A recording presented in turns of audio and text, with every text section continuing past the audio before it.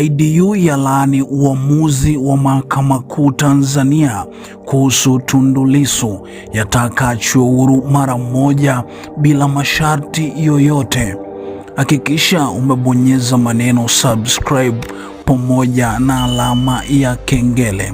Kwa wale ambao hawajui, IDU kirefu chake ni International Democracy Union, yaani Umoja wa Kimataifa wa Demokrasia Duniani.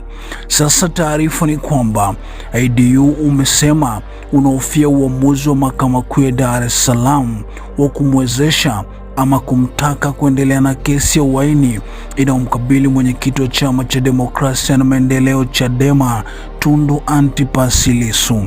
Kupitia taarifa iliyotolewa na kuchapishwa kwenye akaunti yake ya mtandao wa X, IDU imesema Lissu, ambaye pia ni makamu mwenyekiti wa umoja huo, anakabiliwa na shtaka la uhaini ambalo kwa mujibu wa sheria za Tanzania linaweza kubeba adhabu ya kifo.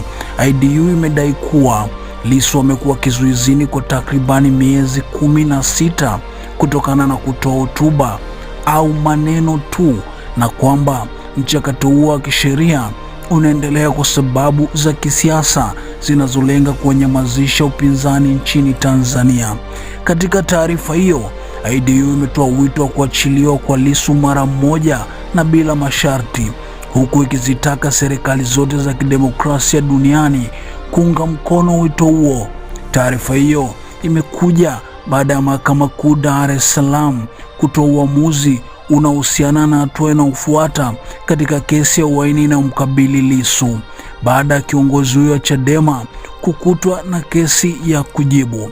Mseto Media News itaendelea kufuatilia mwenendo wa kesi hiyo pamoja na majibu kutoka kwa serikali ya Tanzania, upande wa mashtaka na chama cha Chadema.